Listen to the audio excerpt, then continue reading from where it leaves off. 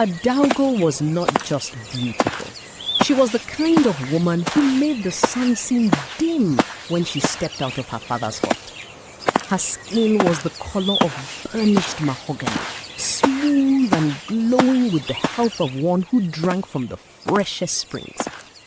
When she laughed, it sounded like silver coins dancing on a cliff floor. But Adaugo had a problem. In the eyes of the village, her beauty was a waste. For Adaugo had reached the age of marriage and had rejected every man who came to knock on her father's door. Her father, Mazionu, was a man of great patience, but even his patience was wearing thin. Every week, a new suitor would arrive. First came Obina, the strongest wrestler in the 7 neighboring villages. He brought 20 kegs of the finest palm wine and a mountain of yams. Adaugo looked at him and said, "Your strength is for the arena, Obina, but your soul is too loud for my heart." Then came Prince Emeka from the wealthy kingdom of Idemili. He arrived on a white horse, draped in expensive George fabric with gold chains clinking around his neck. He promised Adaugo a life where her feet would never touch the dust. Adaugo smiled and said, "Gold cannot buy the conversation I seek, and a horse cannot carry me to where my spirit wanders." One by one, the rich, the brave, and the handsome were sent away. The village elders began to grumble. "Is she waiting for the gods to descend from the sky?" they asked over their evening pipes. "Or is there a darkness in her that hates the company of men?" What the village did not know was that Adaugo's heart was already taken. But the man she loved did not walk the earth during the day. It began on the night of the New Yam Festival 2 years prior. Adaugo had wandered near the Forbidden Grove to find a lost earring. There, under the ancient Udala tree, she saw him. He was tall, dressed in a white hunter's tunic that seemed to glow with its own light. His face was the most handsome she had ever seen, chiseled like a statue, with eyes that held the depth of 1,000 years of wisdom. "You should not be here, daughter of Onu," he had said. His voice didn't come from his throat. It felt like a vibration in the air. "Who are you?" Adaugo had asked, her heart hammering against her ribs. "I am Azubike," he replied. "I am the one who remembers what the village has forgotten." From that night, Adaugo was changed. She returned to the grove every night when the moon was high. Azubike told her stories of the old world, of kings whose names had been erased from history, and of a love so deep it could survive the grave. He told her he was a restless spirit, a man who had been murdered on his wedding night 40 years ago, his life stolen before he could taste happiness. He was a ghost, trapped between the world of the living and the land of the ancestors, because justice had never been served. "I will marry you," Adaugo had whispered one night, touching his hand. It felt like a cold mist against her skin, but it sent a fire through her soul. "I am a ghost, Adaugo," he warned. "To love me is to be lonely in the world of men. I would rather be lonely with your spirit than miserable with a living man's ignorance," she replied. The village's patience finally snapped when Chief Okeke, a powerful and feared man with 3 wives and a heart made of flint, decided he must have Adaugo. Chief Okeke was the wealthiest man in Umuoma, but he was also a man who used his influence to crush those who stood in his way. He arrived at Mazionu's compound with a fleet of cars and a dozen men carrying boxes of imported lace and jewelry. "Mazionu," Chief Okeke barked, his voice echoing through the compound. "I have come for your daughter. I do not want to hear no. A woman as beautiful as Adaugo belongs in the palace of a lion, not in the hut of a commoner. Mazi Onu, trembling slightly, called Adaugo out. She emerged, looking more radiant than ever, but her eyes were cold. Chief Okeke, she said, skipping all pleasantries. You have enough wives to fill a marketplace. Go and tend to them. I am not for sale. The compound fell silent. No one spoke to Chief Okeke that way. The chief's face turned a dark, bruised purple. You dare insult me? You, a mere girl who talks to shadows in the forest? Adaugo froze. How did he know about the forest? I know where you go at night, Okeke sneered. My hunters have seen you whispering to the air. You are a witch, Adaugo. You are consorting with a spirit, a ghost as you call it. And the laws of Umwoma are clear. Any woman who chooses the dead over the living must be cleansed by fire or exiled. Lolo Neka, Adaugo's mother, let out a piercing wail. Mazi Onu collapsed into his wooden chair, his head in his hands. The accusation of witchcraft was a death sentence. That night, Adaugo fled to the Forbidden Grove. She was weeping. Azubike, they know. Chief Okeke knows. The spirit appeared, his form flickering like a dying candle. He looked pained. He knows, because he is the reason I am here, Adaugo. Adaugo gasped. What do you mean? 40 years ago, Azubike began, his voice echoing with a haunting resonance. I was the son of the king of this land. On the night of my wedding, my own best friend, a man I trusted with my life, lured me into this very grove and stabbed me in the back. He wanted my title, my father's lands, and my bride. That man was Okeke.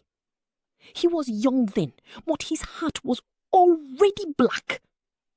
He buried me in a shallow grave under this tree and told the village I had been taken by a leopard.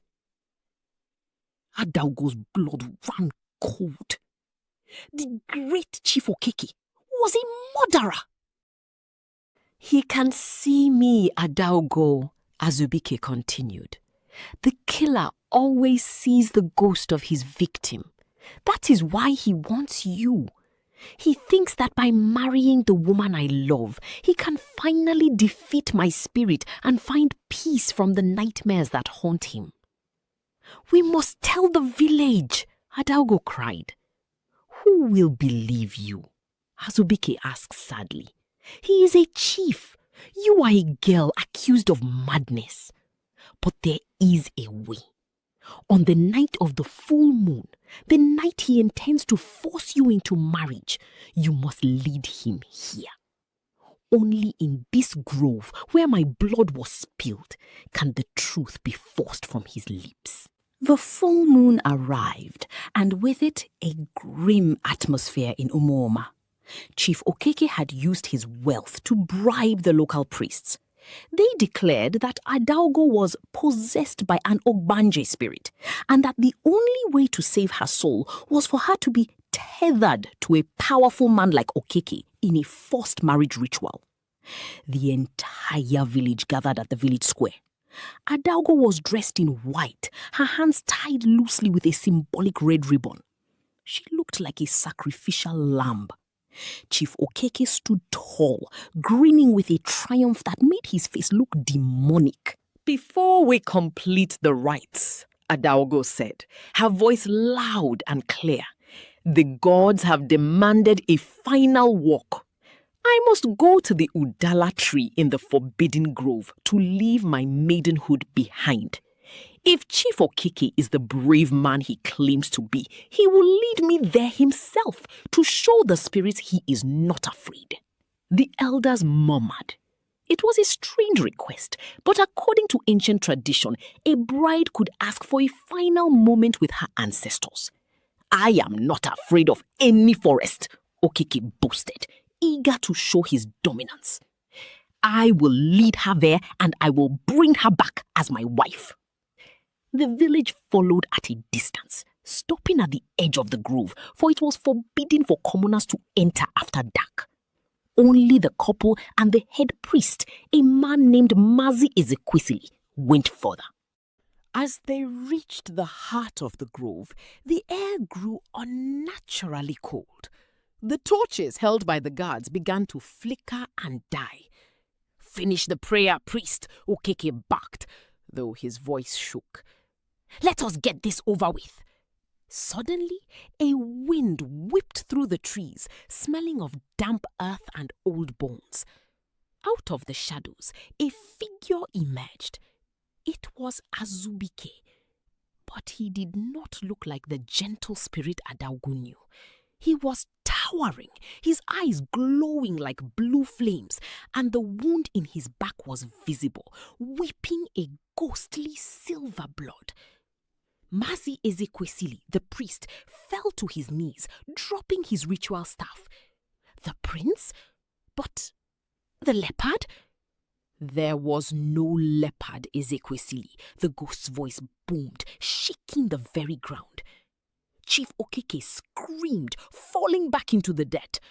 "No, you are dead. I buried you deep. I gave the land enough blood to keep you down." "You buried me," Okeke said, stepping closer, his feet leaving frost on the red earth. "But you could not bury the truth. You killed your brother for a crown you never deserved." "I had to," Okeke shrieked, his mind snapping under the weight of the supernatural presence.